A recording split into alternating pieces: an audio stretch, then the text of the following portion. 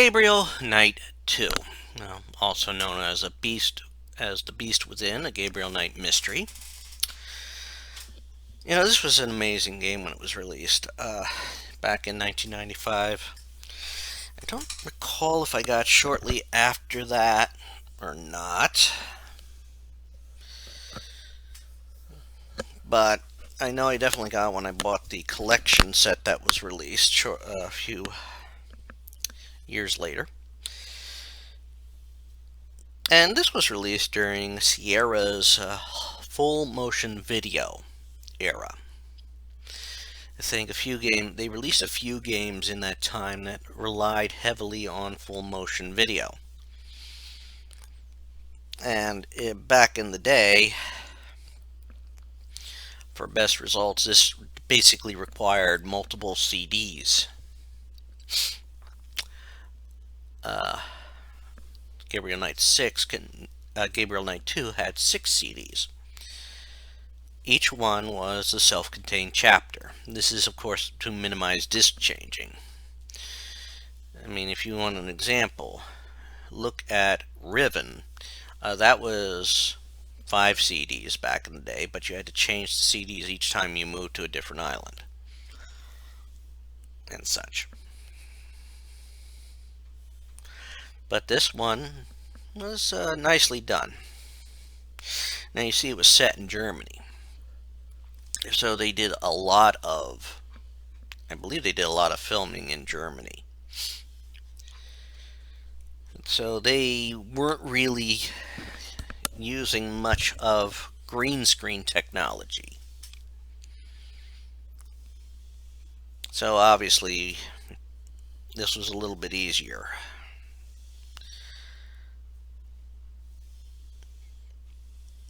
However, it was very excellent work that they did on this. Now, the initial story, The Beast Within, being a supernatural mystery, this time they focused on werewolves. And also, because it was set in Germany, they decided to pick a figure that related well with the area, and that had a history behind them of controversy or oddness. And they chose King Ludwig II of Bavaria. You might know him now as the Fairy Tale King, the Mad King, whatever you want to call it, because he had a penchant for castles. In fact, one of the locations in the game is, I believe it's called Nernstein.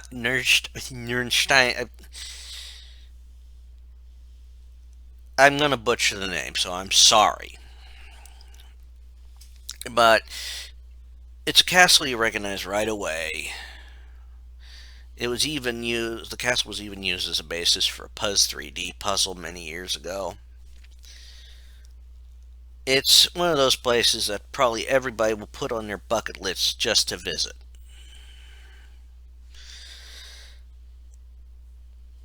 Now, each chapter, of course, is devoted to a CD.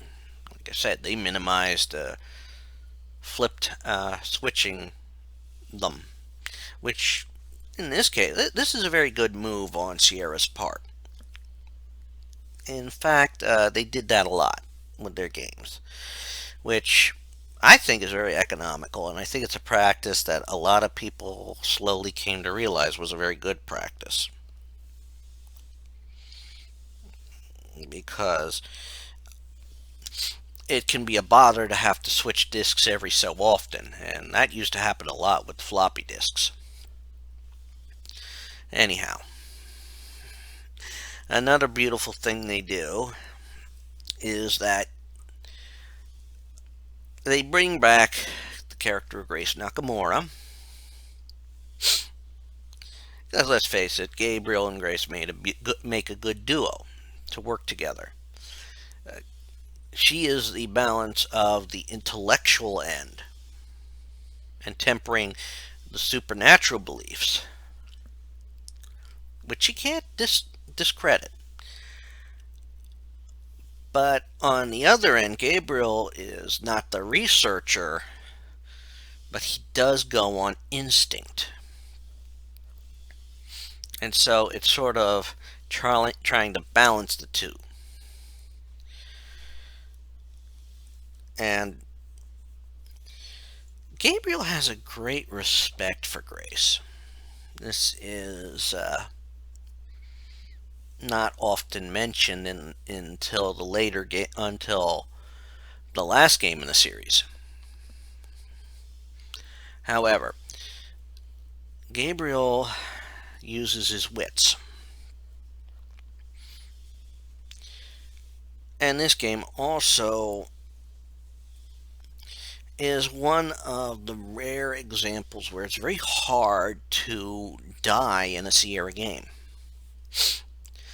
In fact, dying doesn't happen that often. I think you can only really die in only have a bad ending or a death in Chapter 5 and Chapter 6.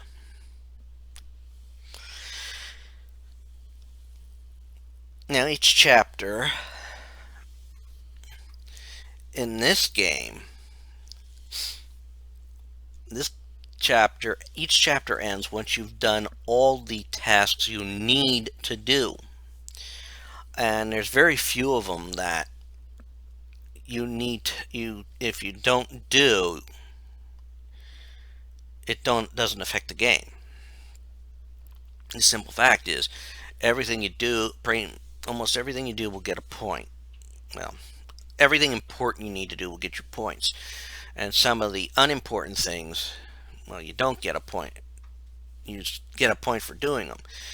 So this is one of the few games it's very easy to achieve a full score on. However, there is no task that can be performed at a later time in this game. And that's probably for the better.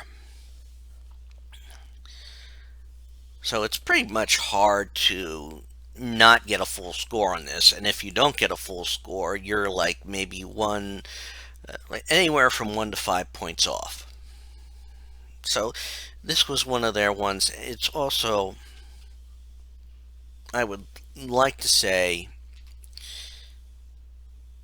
it starts showing when the games are shying away from the point system. And there's not many games that don't have a point system in it that Sierra's released. And it could have been a direction they were intending to head to. But each part of the game is self-contained. And you meet your antagonist rather early. You see, basically, there was the murder of a little girl, which gets Gabriel involved as the town comes to him. It is suspected it's a werewolf. And Gabriel finds out things. That leads him to a gentleman's hunting club. Now, the events of the first chapter pretty much involve Gabriel initially investigating, heading into Germany, using family legal connections to straighten things out, to get information together so he can also infiltrate this group. Later on, in the second chapter, we have Grace come to Germany. Now, this is where I have a little problem with, amount of time, because mail doesn't move as quick as it does in the game in real life. And of course, traveling from location to location takes time too. But Grace comes to Germany. She must earn somewhat of agreement with Garrity, who Grace sees as a sort of a sees her as after Gabriel, and the simple fact is she's not. There was a relationship between her and Wolfgang, who was Gabriel's predecessor in the Schottenjäger title, who was his uncle, or great uncle.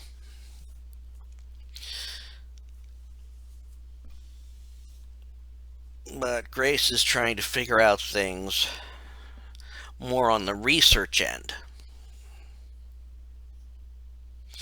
In the third chapter, Gabriel now must get a little bit further in with the hunting group.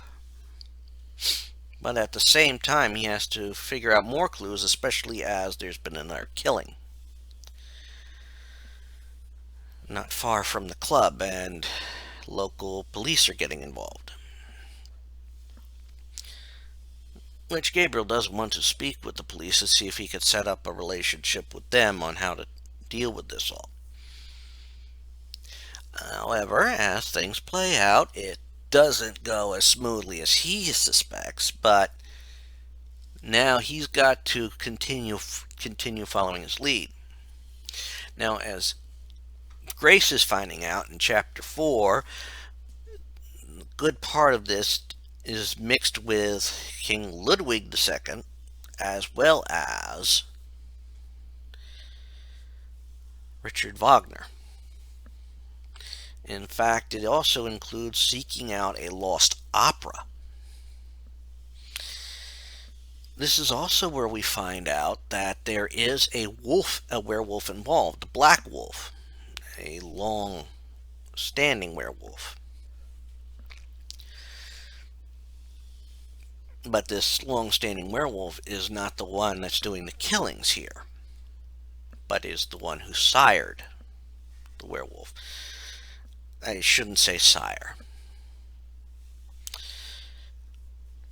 You see, the research leads Grace to find that there is alpha werewolves, the one who puts the curse upon another, and then the beta.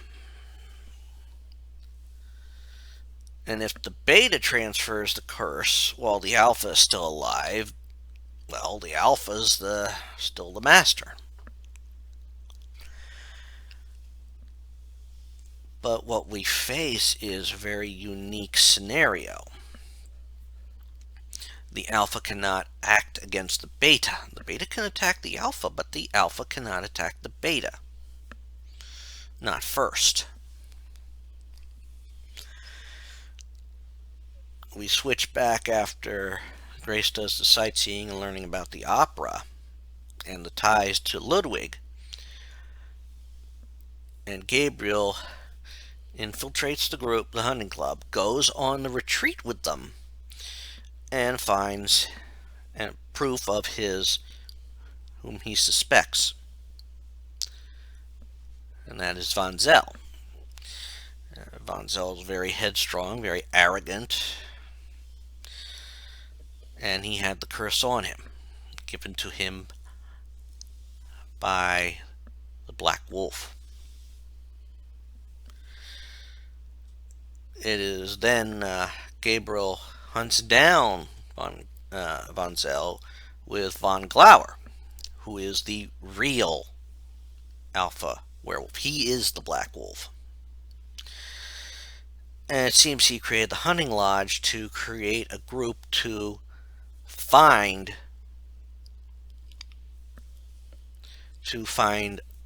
people worthy of being brought into his fold and taking them on as protege. Von Zell was a bad pick. He thinks he has a better chance with Gabriel, and he's even aware of his role of Schottenjäger. So by the end of chapter 5, Gabriel has the curse infected into him by Von Zell, and you see that Von Glauer could not attack Von Zell. He insisted Gabriel do it. Well, Gabriel is successful, but now he has the curse on him, and now he has to figure a way to end the curse before he becomes fully tainted.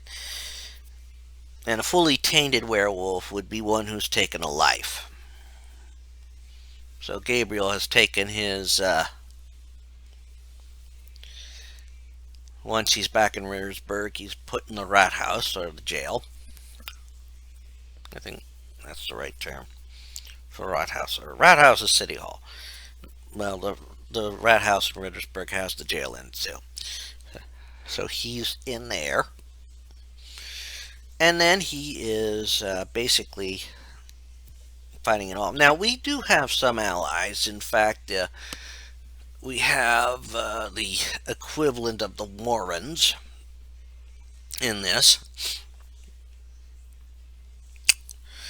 And in the last chapter, Grace finds the lost opera.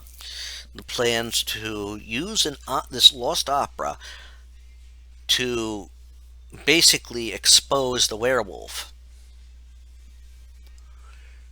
The problem was, of course, Ludwig was arrested before it was complete and could be put into action. So now Grace is working to get everything together, and she has helped spearhead this plan. It takes about 3 months, as is stated in the story. As she gets von Glauer into a special booth with the police commissioner, the police commissar. Once that's done, and they do the opera, now she's supposed to have Gabriel secured. Well, Gabriel breaks out, and he goes up, gets into the play.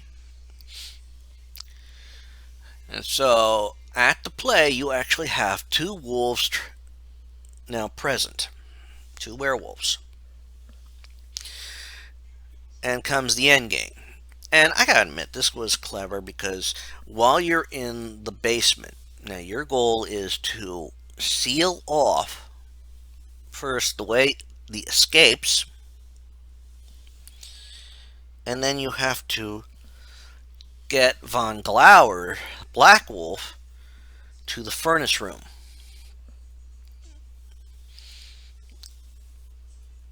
And then it becomes a joint effort between Grace and the Commissar and Gabriel. The Commissar is a little bit clueless on what's going on, to take out von Glauer.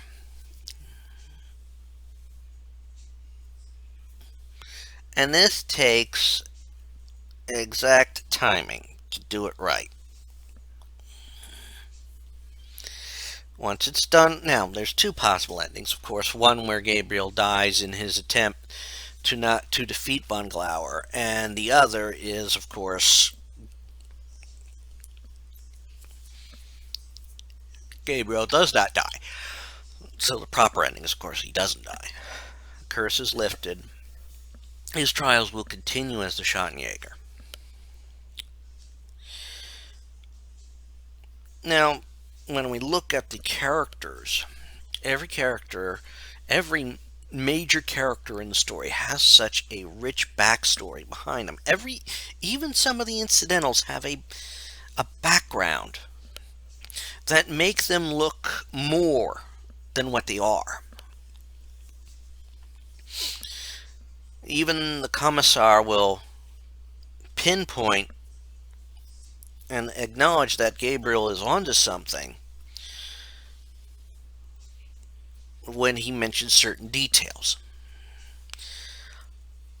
All the men at the club have a backstory to them. Even von Zell. However, in the end, von Zell, he comes off as your main villain, but he's not the big villain. The big villain is von Glauer, and even he can be shown to be a bit of a tragic figure. He has this curse. He is alone in the world and seeks companionship, albeit by damning other people's souls, but you can't necessarily feel totally bad for the fellow. Yes, he has wealth, but he has had years to accumulate it. But even for all his wealth, he's not happy. He took on King Ludwig because he thought Ludwig would be the right companion, the proper companion to join him. Even Gabriel he felt would be a proper companion, but it wasn't the case. Overall, this was a great game, and it did have some nice little features that could be also. The only flaws I could see with it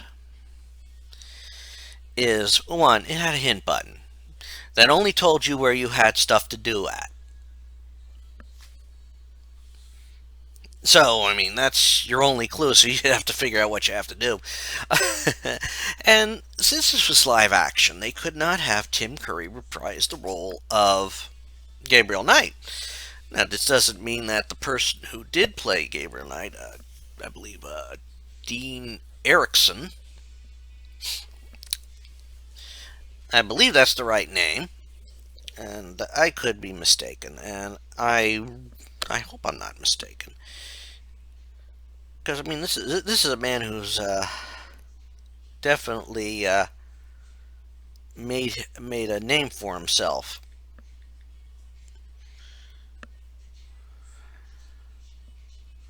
Yeah, Dean Erickson. He was an actor, and he's now a founder and CEO of an LLC. So that's very good for him.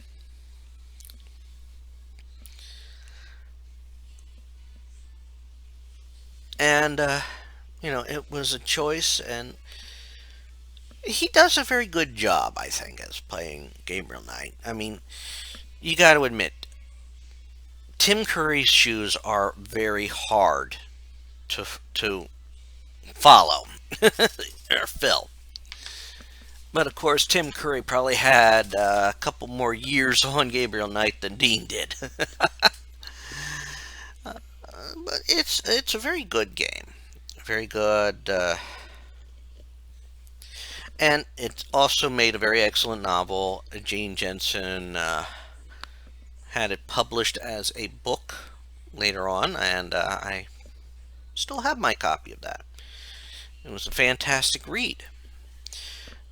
Fantastic in the fact that even if you've read the book before you played the games, the book doesn't tell you how to do everything. And that's all I'm going to say about Gabriel Knight 2.